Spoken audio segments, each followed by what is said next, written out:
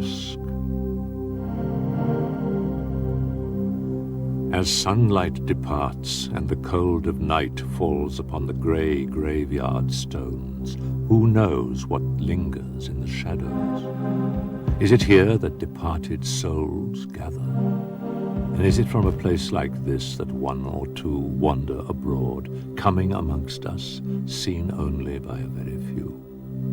From time immemorial, people in all four corners of the world have told of ghosts or phantasms, spirits of the departed who most of the time trouble us hardly at all.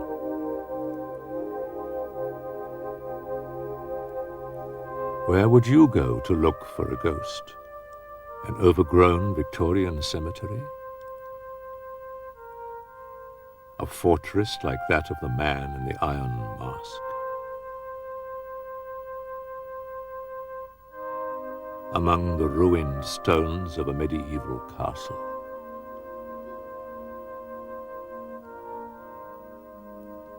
But the real thing does not always appear where you might expect. Behind these ordinary curtains dwelt the Enfield poltergeist. These figures appeared in a Spanish bedroom. Who were they?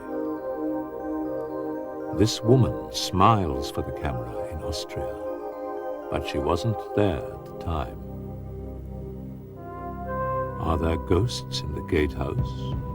And what do they want? And what did this man see in the honeymoon suite?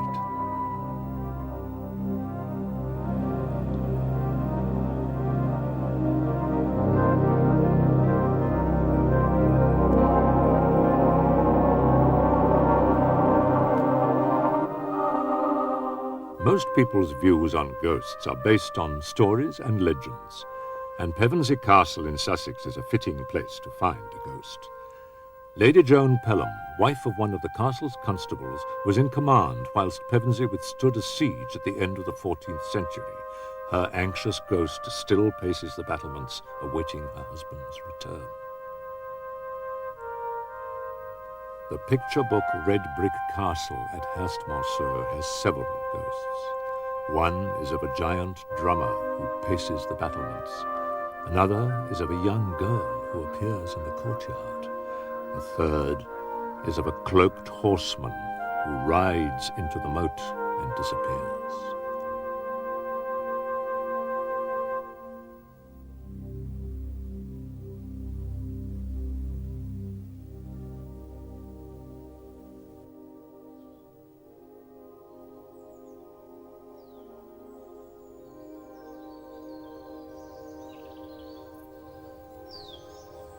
Mickleham Priory, parts of which date back to 1229, is just the kind of place you would expect to be haunted. Well, here at Mickleham we've got several ghosts, but one that I think is 100% genuine. And that is of a lady wearing a grey or greyish blue gown. She was seen to approach the gatehouse here behind me with a dog. And there were two people waiting to pay. The custodian in the kiosk stopped the couple saying, "Excuse me a moment," and turned to the lady with the dog and said, "Sorry, no dogs allowed." She turned round, came back to where we're standing at the moment and vanished. At that point, one of the potential visitors collapsed in a fit of hysteria and fainted, and first aid had to be applied and she was sent home.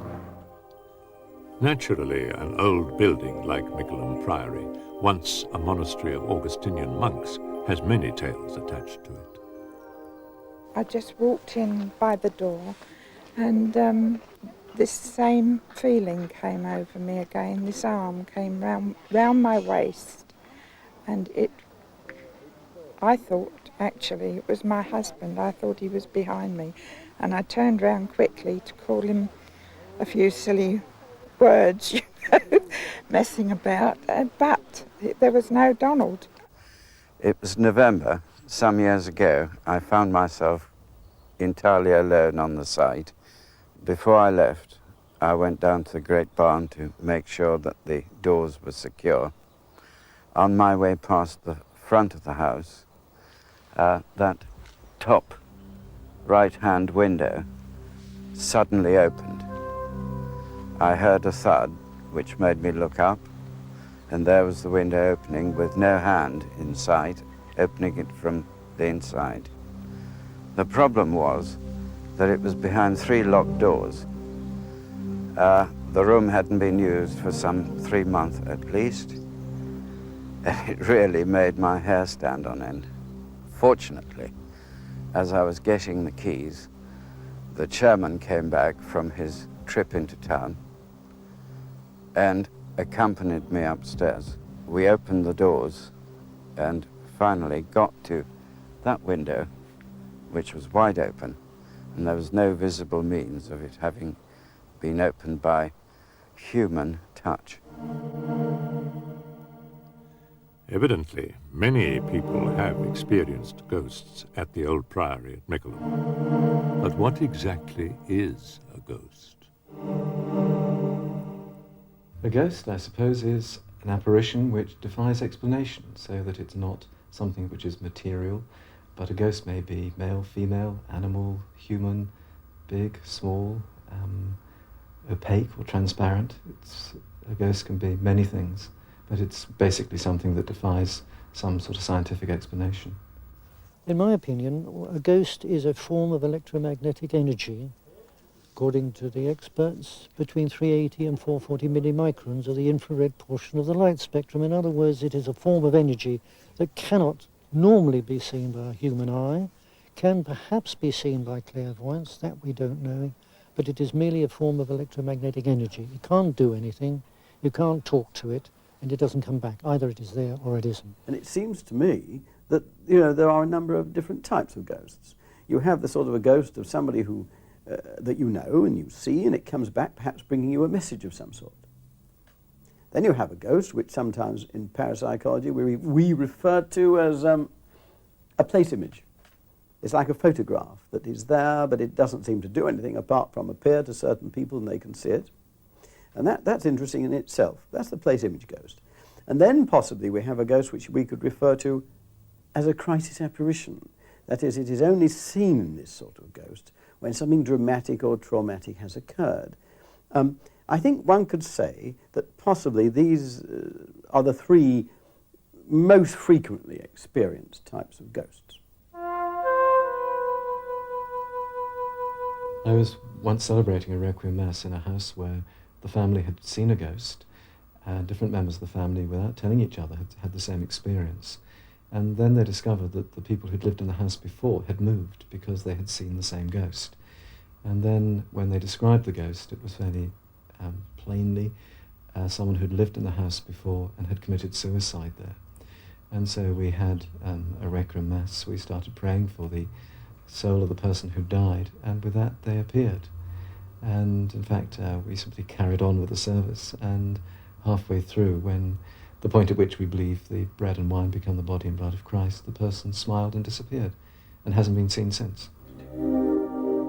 Deep in the heart of the New Forest is Bignell Wood. Now lived in by psychiatrist Dr. Kenneth MacCall, the house was formerly owned by Sir Arthur Conan Doyle, author of the Sherlock Holmes stories, and an enthusiastic spiritualist.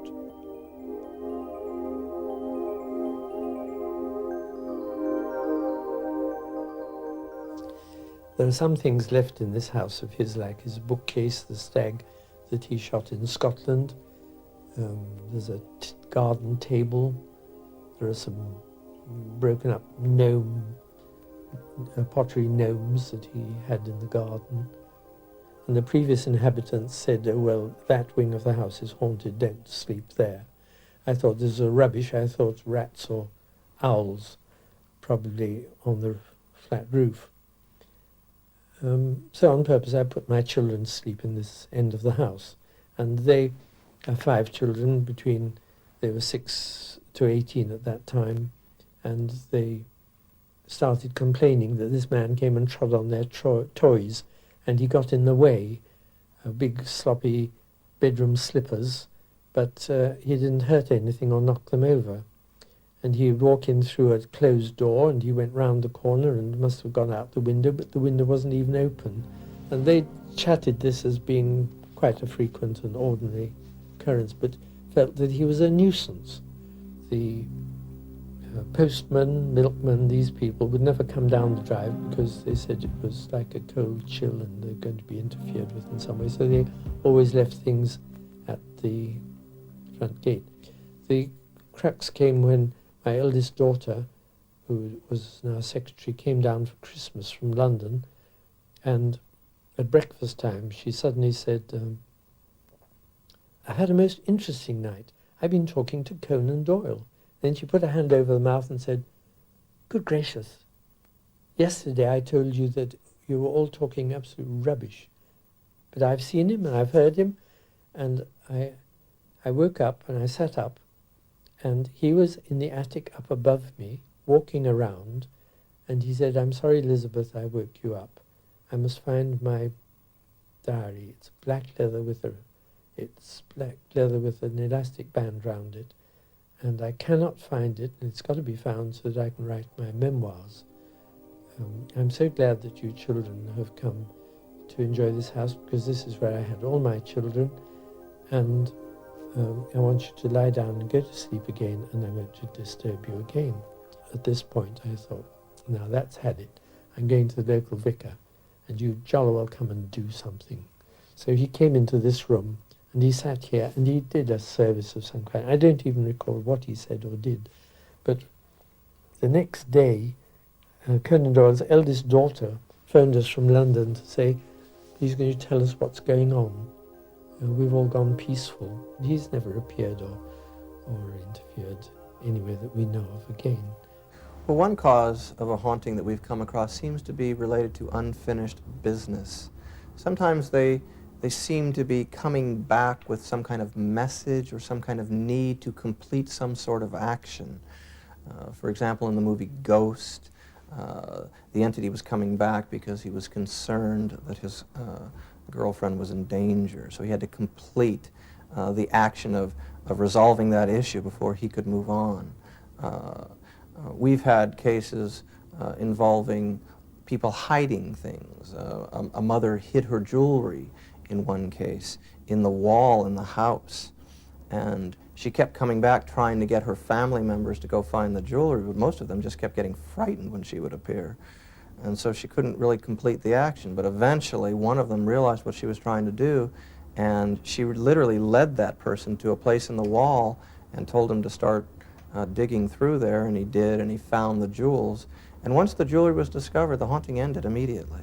So we think that this is a basic category of the kinds of experiences we come across, where some unfinished business needs to be completed.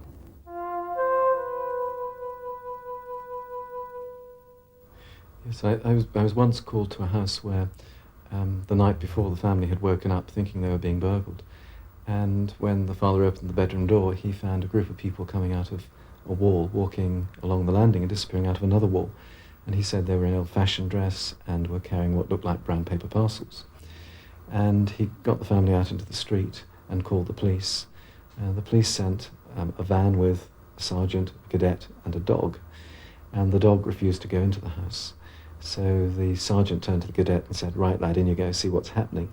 And he went up the stairs, not knowing what to expect, and saw exactly what the family had described, a group of people in groups of twos or threes, carrying what looked like these brown paper parcels and walking along the landing.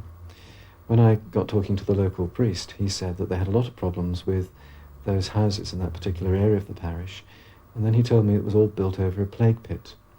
And when I got talking to the family, I discovered that 3 months earlier they'd had a cot death. And that was the first night when the other children, the two children, had been moved back into their own bedroom from their parents' bedroom. And so it seemed to me that this was really a place memory, that they'd sparked off a memory from the past of people bringing their dead children to be buried. In the summer of 1969, we were both on holiday with our two children in a little place called Altafulla. It was a medieval village in Spain about 7 miles north of Tarragona.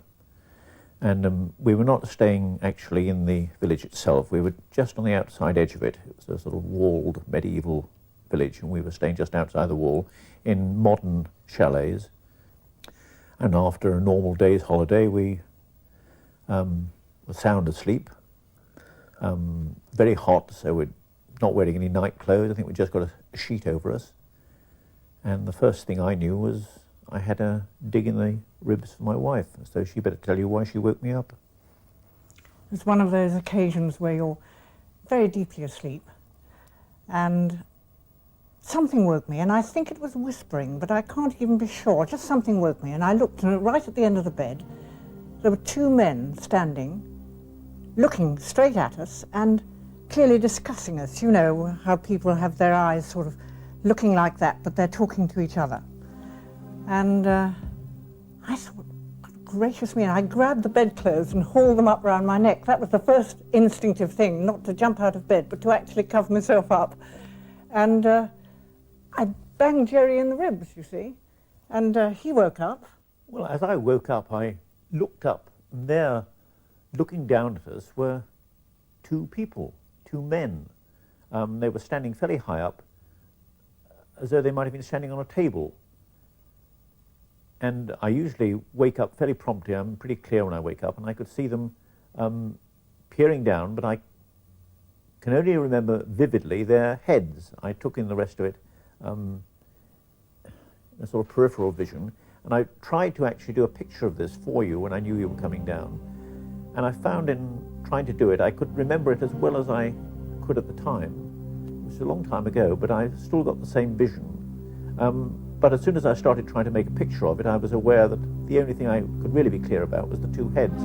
I wasn't really sure exactly what they were wearing, and we talked about it afterwards, and neither of us were, but we both had a strong feeling they were in some sort of medieval costume. It had that feeling of a period costume. They were looking down at us, talking. I didn't hear anything they said, but within a second or two it faded. Were these two figures a place memory? Or since they appear to be whispering about what they saw, were they lost souls?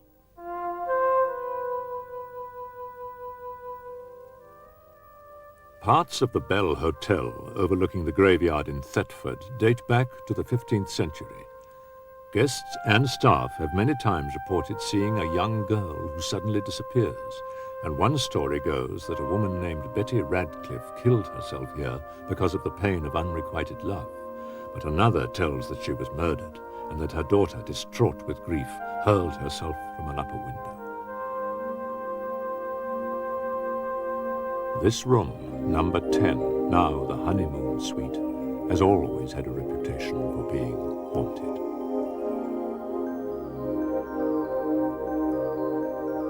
This man, who does not wish to be identified, spent his honeymoon in room 10. Yeah, the first night we went downstairs to dinner, came back up, and there was a cold spot outside the door.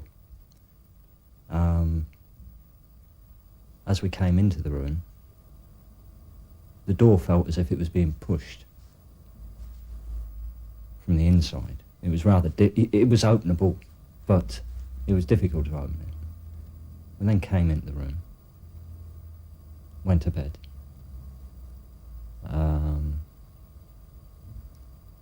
We were lying there, and my wife pointed out there was a glow in the far corner of the mural on the wall, and she drew my attention to it.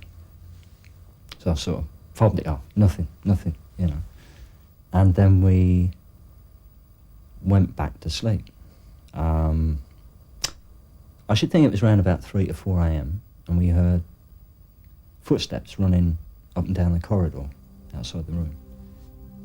And then the footsteps came inside the room and were walking around at the bottom of the bed area. Later on that night, or later on that morning, a young girl appeared in the middle of the room, walked towards the window and disappeared. We then went back to a rather late sleep, and as I was laying there early in the morning, the sheets were lifted up over my face, which I then put back down. And then it was done about 3 or 4 times. I thought it was my wife, which it wasn't. because there was nobody there to do it. And it just happened. Next morning we got up and there was a handprint on the inside of the glass that covers the mural on the room wall. On the Sunday we came back from a day out and I went in the bathroom, had a bath, and the whole room went cold. My wife then told me that the actual bedroom had gone cold as well. I came out of the bath and sat on the bed watching the television. She went into the bathroom and the brass knocker on the wardrobe started to knock. At the same time, the aerial lead moved. We then heard the footsteps again. The footsteps were inside the room. We had there was an increase in temperature in the room, which was rather frightening. It was the worst bit of the experience, I think. It went up terrifically, and it was very difficult to breathe. We both got out. I think we had a drink of water, went back to bed, and then later on that night, I woke up and the girl was sitting on the side of the bed where I'd been sleeping. She got up, looked at me, kept a gaze on me, went round the end of the bed and disappeared near the window. The whole point of the story was that I didn't ever believe in anything like this. I'd never experienced anything like it in my life. My wife doesn't believe in ghosts. Neither of us are religious. As for the girl, she looked completely normal. She was not transparent. The only effect I think she had on us, or myself, was surprise. The fright came when she disappeared. From this house in Grimsby, Robin Thurman leads a team who specialise in interacting with ghosts. Well, our Ghostbuster team came about from a general interest and in fact from a very considerable demand. And we do have fun, you know. And in fact we've been castigated for that, as if we ought to be sort of po-faced about it. But why should we be? But we are perfectly serious in what we do. We certainly help people. I think you can, as people have done, spoken to any of the people that called us in, they're all happy, virtually 100% of them. So it's a good thing. We have fun, it's an interesting hobby, and we help people at the same time.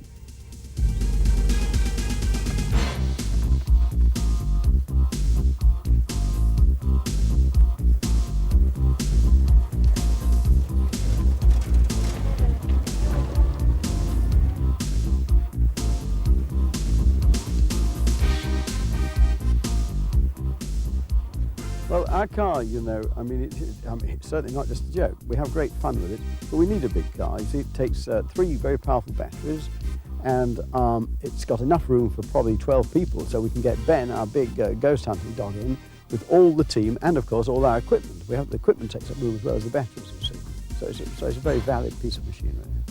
Well, the team consists, of course, myself. I'm the parapsychologist, the team leader. There's my son Andrew, who is an engineer. Janice Pattison, who coordinates the team, keeps us organised, and she's a microbiologist by profession. And Rodney Mitchell, who is a physicist and computer scientist, and he developed some of our most elaborate machinery, such as it is our Robo-Ghost, which has been written about in Micro User magazine, amongst other places. And we're all enthusiastic paranormalists, you might say. People sometimes ask us about Ben, our Newfoundland dog, which is our sort of, it's a mascot for the team, but also he's useful. He found the secret staircase at Grange Farm, after all. He drew our attention to this sort of area behind the wall. So he's useful as well as a mascot. And, you know, dogs are notoriously sensitive to psychical effects, so we like taking him along. On another occasion, I was told by some students that they'd had some frightening effects at an empty church. Well, a church which is still consecrated, a place called Skidbrook in Lincolnshire, which is a beautiful old church.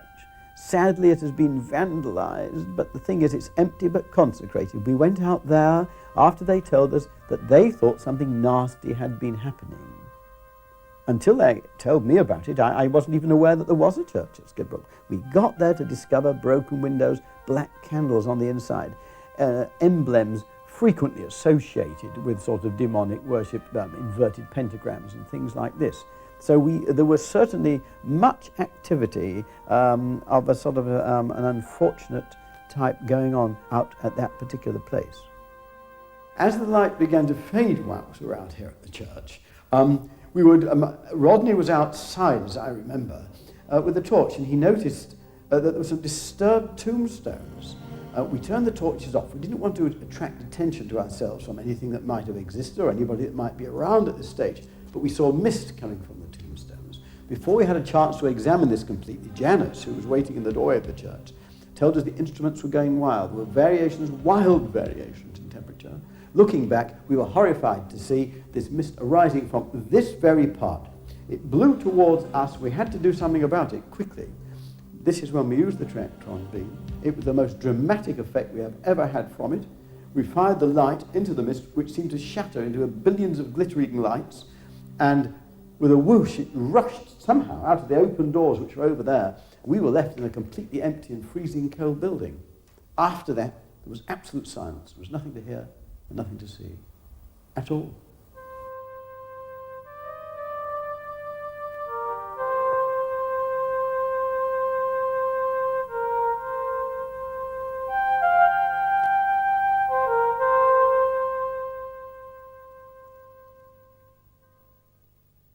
Well, the most interesting case we ever had was eventually made into a film called The Entity.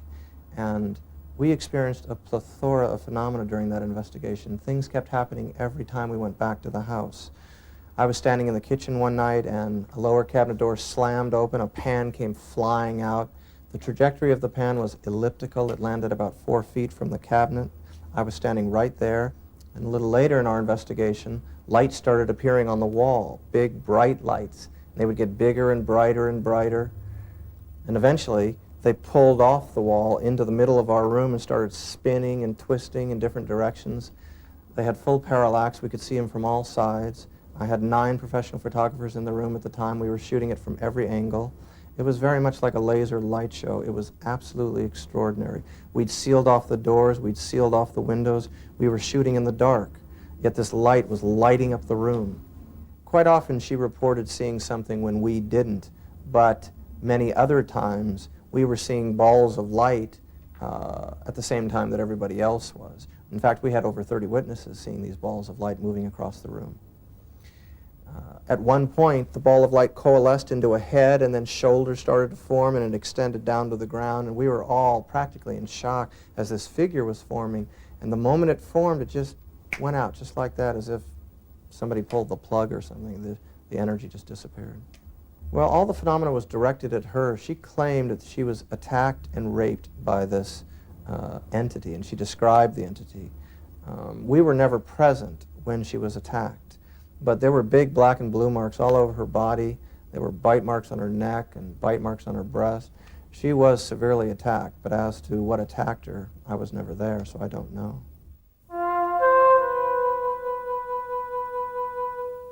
During the entity case, we were witnessing a plethora of phenomena. Lights were flying all over the room. And when we would come back to the university and tell our colleagues about this, they would tell us we were hallucinating.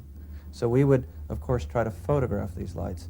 And we finally were able to get a photograph of a light moving across the room. We shot in total darkness without flash. And here's the picture. And as you can see, there's a tail behind it and a light moving across the frame. This was shot without flash. The frame should be completely dark. We have another picture that we shot without flash in total darkness again. This whole picture should be black, but clearly some kind of light has exposed our film, and this was the light we were seeing moving across the room. Now this picture is the most important picture to me. What you see in this picture are reverse arcs of light. Right here you see one arc going this way, and over here you see another arc going the opposite way. And underneath this arc is the woman who claimed that she was being attacked in this house. And as you can see, she's ducking down in this picture, because what we were experiencing at this time were flying, spinning, swirling balls of light moving across the room. They didn't look like arcs, they looked like fully dimensional balls of light. Now if you look closely at this arc, it's floating in space. How do we know that? Well, if it were on the wall, her head would block out part of the arc, but it doesn't. And if you look at the other arc, it's also floating in space. If it were on the wall, it would be bent because these two walls are perpendicular here. The arc isn't bent, it's floating in space. And why is this important to us as researchers? Because the skeptic always says somebody in the room is faking it. If they were projecting light, they would have to project it onto a flat surface like a wall. But this is dimensional light floating in space, and it's very difficult to fake something like that. You would need a very sophisticated, high-powered laser system to fake something like this. A photograph of a little girl in a bush was found when a man came to photograph the hunt in the New Forest.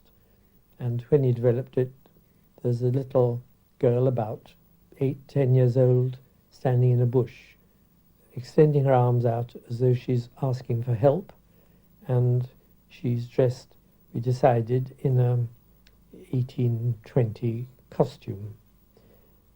This was brought to me by the vicar. I said, well, we know nothing about her, we'll have to have a service for her. She's obviously lost, or she wouldn't appear. And so we had a Eucharist of this nature, Requiem Mass, or whatever we like to call it, and she's never appeared since, in any photos that have been tried. This photograph was sent to us by a woman who had a photograph taken on the London Underground, and when it came out,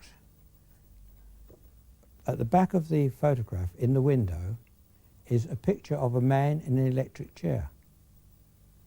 Well, this was quite astounding, because at first we thought it might be a poster, but it was taken in the tunnel, so it couldn't be a poster. And what is more, it is up against the glass, because you can see the sparks, and the actual upright, the wooden upright, appears to overlap the sparks. So it must be right up against the window, so it couldn't be a poster. When I went to see the woman and questioned her, I asked her about her interests, and she said her interest was criminology. So I thought perhaps we had some thoughtography going on here of transferring thoughts onto photographs. But we eventually found that this man at the back sitting in an electric chair was the man who was electrocuted for the kidnapping of the Limburg child. And that model, as we see it here, is actually in Madame Tussauds, which is a very famous waxworks. And Madame Tussauds is actually built on top of the Bakerloo line, the underground line, where this photograph was taken. The negative is interesting here. It's taken on a 110 camera, and they're very small, as you see the negatives, and it's the third one down. So if it was any question of faking, it would be almost impossible to fake on a negative strip. And anyway, if anybody was really up to it, would they fake on a 110, such a small negative anyway? Here we have a photograph taken by a lady in a private wood in England, and one photograph is of the couple standing together. The other photograph is the couple standing apart, taken almost immediately after one another. And here, quite clearly, you can see a partial apparition of a person encircling the girl. We have the negative for that as well, also on a strip, not been interfered with.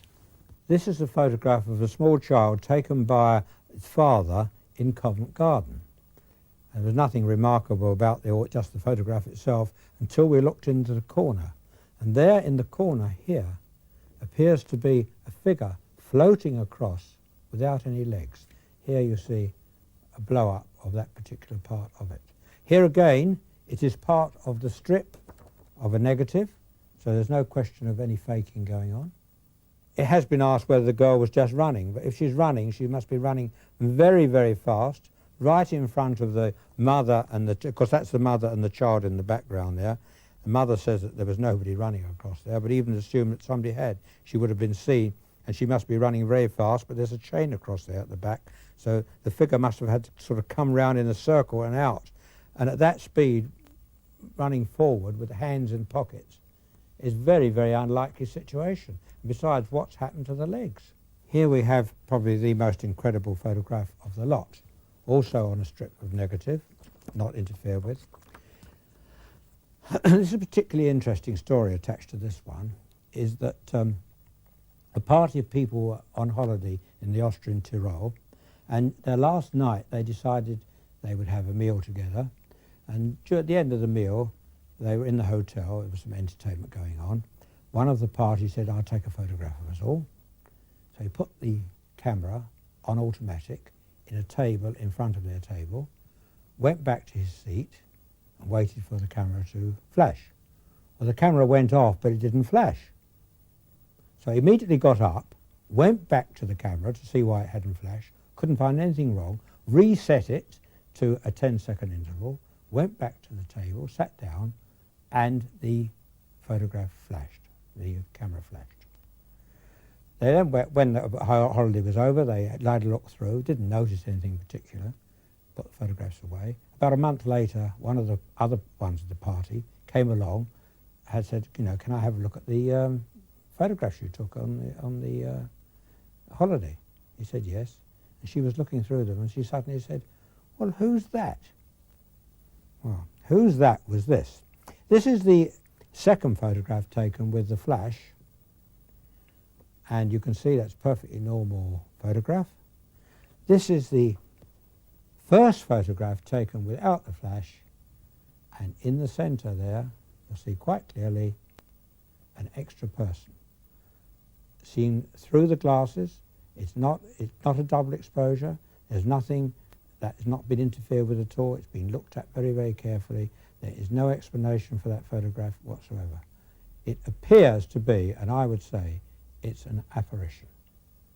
Well, we believe that there are lots of photographs like this around, but people just dismiss them as aberrations, don't take very much notice of them. It's only when they can come to us for analysis that we can really look at them carefully. But a photograph will never be proof. We don't consider what we're doing as proof of anything going on. We consider it just gathering evidence. We're just investigating the phenomena and doing our best to provide evidence that something objective was going on, that it wasn't just mere hallucination, illusion, or fraud, but that rather something is real out there in the environment, and we're trying to document it with whatever physical equipment we can use. Back at the Bell in Thetford, Howard Wilkinson, physicist and psychic researcher, sets up his equipment to detect a paranormal presence.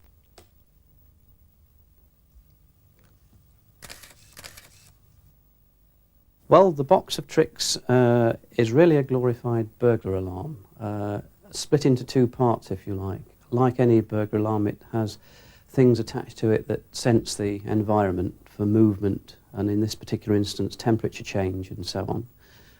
And if anything is detected as changing in the environment, then it switches to record mode. Basically, the machine is controlled by a small computer. That allows me to put different programs into depending on the environment, the area that we're working in. The printer here records the data when there is an event.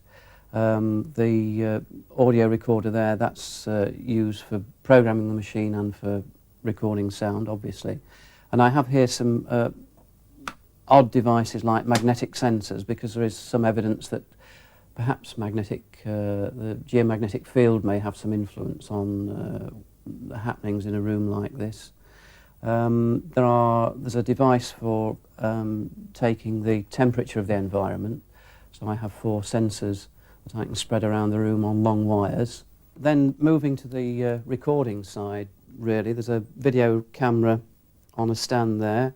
We have a couple of 35mm cameras, only one of which is shown, which is behind me here.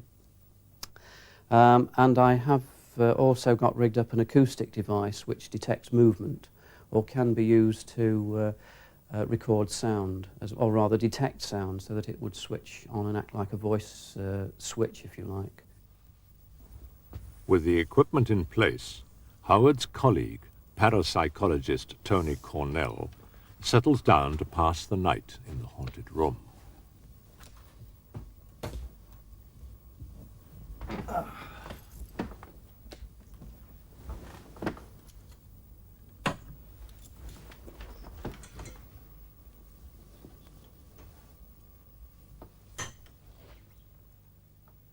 An image-intensifying lens allows the camera to see in the dark. In the past, we'd been to these haunted houses, been along with a notebook and a camera, thermometer, and half of us have gone to sleep at 4 o'clock because nothing happens. Most of us go along to these houses and there's been the ghost seen the day before, and the day before that we go, nothing happens. Here's a psychic researcher begging to see a ghost and saying, look, come, my friend, whatever they want, I'll photograph you, I'll help you, whatever, and they don't turn up. The proof that I would like would be for a cooperative ghost to stand in, say, that corner every Wednesday night at exactly 10 o'clock, and we could come in and we could measure it with all our normal 5 senses. If we ever get it on film, I'm quite sure somebody will say, how did you fake it? Well, I think one of the nearest experiences I've had of seeing a ghost was when a lady rang me up and said, would you come and look at a ghost in my house? And I said, yes. I have to bring an undergraduate with me. She said, okay, and we made an appointment. The undergraduate, in actual fact, couldn't come at the time. Neither he nor I knew exactly what the ghost was until we got there. I got there, the lady gave me tea, she said that sure enough, the ghost would appear. It did for her, but I didn't see it. She was giving me a description, and she said, oh, Mr. Cornell, you must be able to see it. I couldn't see a thing. Then I heard her suddenly say, oh, hello, and I thought she was probably seeing another ghost, but it wasn't. It was the undergraduate who'd come to the house, knocked on the front door, no answer, saw us talking at the bottom of the hall, walked down the hall, hesitated, and then thought, well, okay, I better go on, because he saw a man with a pipe calling like this.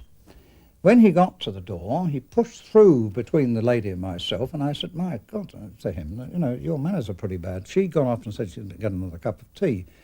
It boiled down to the fact that she had given me a description of the ghost when he was something like about 10 miles away, 9 or 10 miles away, so he couldn't have known anything about it. She told me that the ghost had ginger hair, wore a green smoking jacket, grey flannel trousers, and had a pipe in his hand. Now this lad, when I got him out in the garden and said, look, what was all this? He was saying, where was the husband? I said, what do you mean the husband? He said, the husband, the man with the ginger hair and the green smoking jacket. You see? Now that's fascinating, because she sees it, I don't see it, and he comes without any knowledge at all and sees the ghost. Meanwhile, in Lincolnshire, at Pump Cottage, recording equipment is being installed by the Grimsby Ghostbusters at the site of a particularly baffling case. It came to a high spot, I suppose, over a period of 2 to 3 months, but it really culminated in the one evening. It was just gone midnight, and we'd just settled down to go to bed, and the children were in bed, and I say it was just past midnight, and then all of a sudden there was a loud crash of a door. Now, this is the bedroom that's the smaller of the 2 windows on the roof. I got up, my wife was petrified, under the covers, didn't want to know. But I got out of bed. The elder of the 2 children was screaming. He couldn't make any sense of anything he was saying. He was just screaming in bed. I went in, and as soon as I opened the door, he stopped. He turned to me and looked and laughed and started laughing. It's very unnerving. The crash of the door had split the door, not from top to bottom, but maybe 2/3 of the way down, and completely ripped the latch off the inside of the door.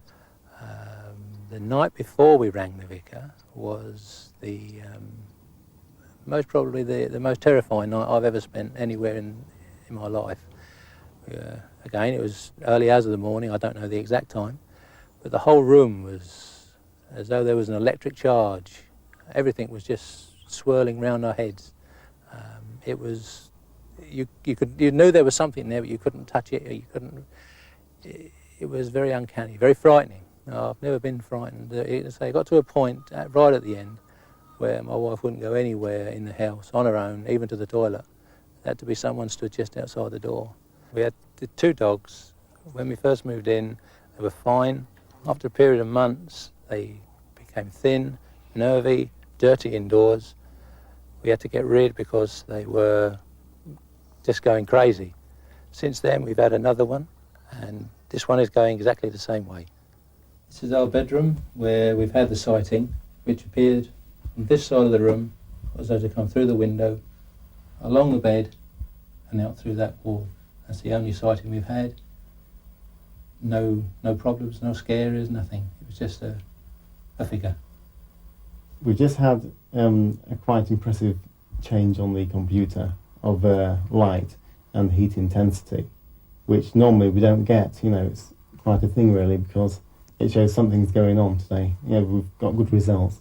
We're quite pleased with them, and we're going to run the computer some more and see what we can get, because it's impressive stuff. You know, the computer's showing changes immediately, and many different kinds. Normally, it's not quite this quick on reacting. You know, so it shows there is something powerful going on. Yeah, it stopped again. This is very strange, because it's getting a strange variety of problems and error messages coming out. There's nothing consistent or normal about this. When you were discussing the computer, Jill came up the stairs and mentioned about the smoke that she could smell. I didn't personally smell it then, but no, certainly no smell of smoke or burning in here, was there? It's the aromatic look I was telling you, Andrew, the aromatic smell. We've just been discussing that fact, you know, and then the computer played up, and say Jill came upstairs. Yeah. And so she could smell the smoke. Jana smelled it. Did synchronicity. Did she? Downstairs. Well, what we've seen this afternoon is very interesting, isn't it? Because when we came out to investigate and do some recorded evidence about it, we didn't particularly expect that anything would occur. We expected perhaps late at night, when things are very quiet and things happen. But no, the computer has recorded some very interesting anomalous effects you don't expect to find, and they were particularly interesting. As we noticed early on, they were associated with an effect noticed by Jill downstairs and Janice of the team, that they smelt smoke, which has been reported in this house. And when they came up, we hadn't smelt it here, but the computer had recorded an effect. So I think we have something very significant here. Poltergeist, we are fairly certain, is a purely psychological phenomena, but it's a very frightening phenomena. It begins normally with raps and knockings and footsteps, and then builds up into interference with electricity, and then into objects disappearing and reappearing, and then to objects flying around. So it can be a very violent activity, but we believe that it's not caused by an evil spirit that is coming and throwing things around, but is caused by a disturbed person, often a teenager, but not always, a disturbed person who's crying out for help, so all the anger and aggression and guilt inside them is building up and finding its outlet in causing this energy, which we call psychokinesis, that makes things move. Some psychiatrists say that it's really an alternative to a nervous breakdown. And then you have a poltergeist of a different sort. That is a poltergeist that we cannot find associated with anybody in particular. So we don't know whose mind, if it's from anybody's mind, that poltergeist associated with. A poltergeist seems to be mischievous children who are on the other side, who are getting a bit annoyed that no one has recognized them, and they'll throw something and saying, well, if you don't believe I'm here, listen to this or look at that. It's violent, it throws things around. The interesting thing about it is that it never causes any really serious physical damage. And also on one occasion I had a person who was quite good at controlling it. She began to come to terms with the fact that this was her and not anything evil, and that when she was particularly upset that this kind of activity would take place. So I arranged for her to see a counsellor, and when we first went to visit the counsellor, the parking meters outside had been changed from 10 pence pieces to 20 pence pieces, and we didn't have a 20 pence piece. And she said, don't worry. And she just looked at the parking meter, and just by looking at it, moved the needle and gave us 2 hours on the clock. In 1977, Maurice Gross and journalist Guy Playfair investigated one of the most celebrated poltergeist cases of recent times in Enfield, North London. It was interesting from the point of view that the media and various other people like police and council employees had already been called in, and they were unable to give any explanation as to what was happening in that house. And when eventually the Daily Mirror rang the society and asked us to come in and try and sort it all out, that I was sent to the case by the secretary, because I'd been asking for a case. And when I got there, I realised we had a real case on our hands.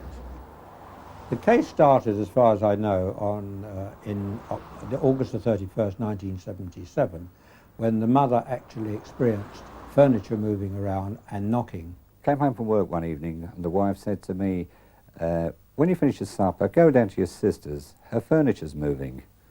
I carried on eating my supper, thinking to myself, there's got to be a joke here somewhere in this statement. And when I'd finished, the wife said, well, are you going down or not?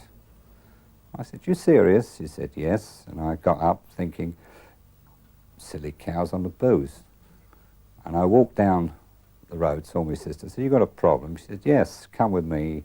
Took me upstairs and she showed me this very, shall we say, large, old type sideboard. She said it moves, and I could see she was worried, and I had to say something, and I said, oh, it's vibration. We came downstairs, and she said, so you reckon it's vibration? And she pointed to the ceiling and said, is that vibration? And it was a sound of like a squad of Coldstream Guards marching on parade. I said, yes, girl, don't worry about it. I come out and I thought, weird. And I started to investigate, and as time went on, I experienced psychokinetic activity, that's things flying around, small things, later on heavy furniture. Later on we had fires, small fires broke out, and then water phenomena, that is water appearing from nowhere. We had writing on the walls. We had various things that usually happen in poltergeist cases, but not all together. In this case they happened all together. I think the only thing that didn't get smashed was the television, but everything else did. And mind you, it is a bit off-putting when you see your first settee float up the wall and hover under the ceiling, and you think to yourself, bloody hell, that's a good trick. I wonder how that's done. But a little later you realise it ain't a trick, because you see so many things like this happen. The case surrounded the mother, 2 daughters and 2 sons. The daughters were 12 and 11, and the sons were 10 and 7. The second daughter we considered to be the epicenter of the whole case. In other words, she was the one that most of the activity surrounded. Leaving the room one night, Janet was on the settee, and suddenly she moved. She came up about 12 inches, and she was literally thrown at me in the doorway. I went up one way, she went the other. I laid on the floor thinking, Christ, they're never going to believe this in Casualty.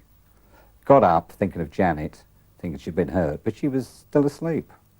And we put her back on the settee.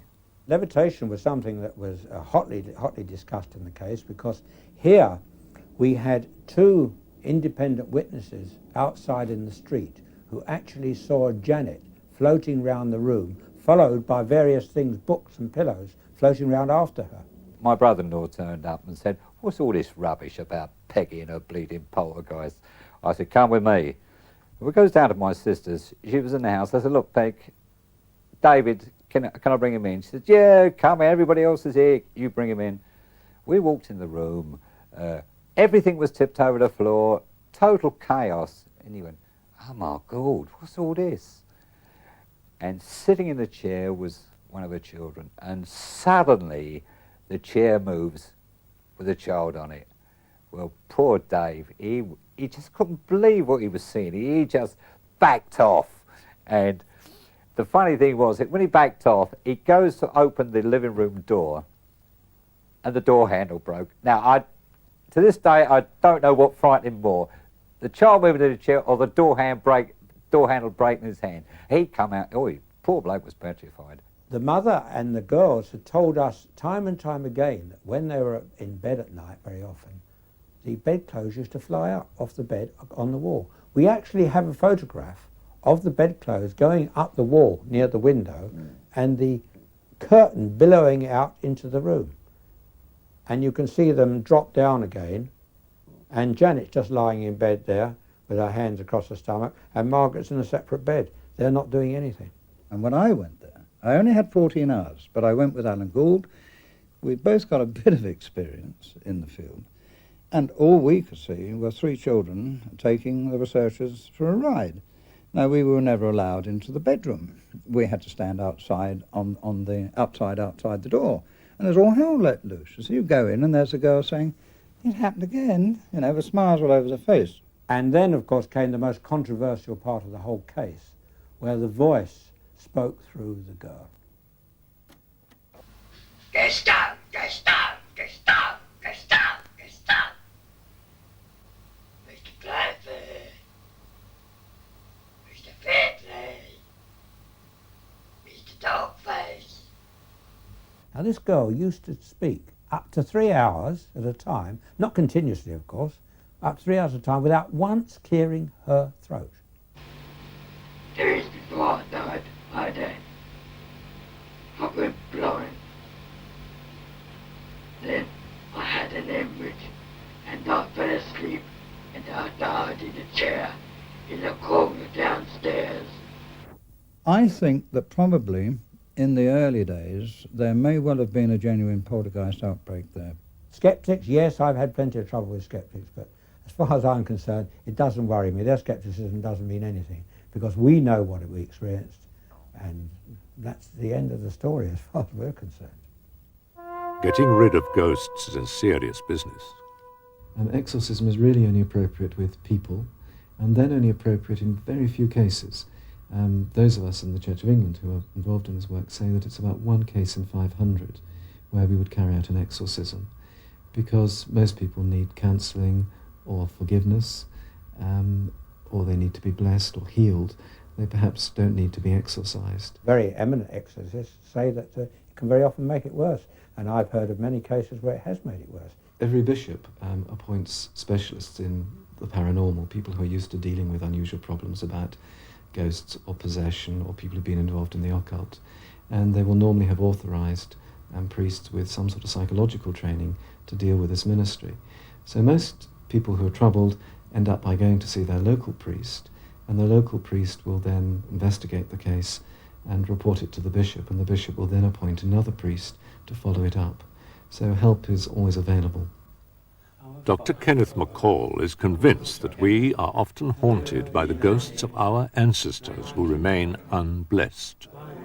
By drawing up a family tree and holding a religious service, he believes he can liberate their souls from their tormented state and bring peace to the living.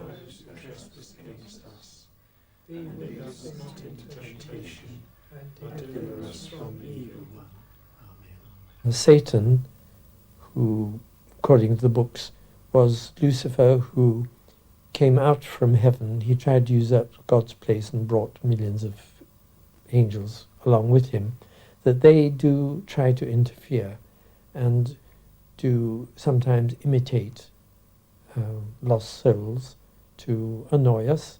But I find that in exorcism that they're very easily dealt with, because the Lord's Prayer itself is an adequate exorcism, and they can't stand any of the phrases of the Lord's Prayer. They just turn and buzz off.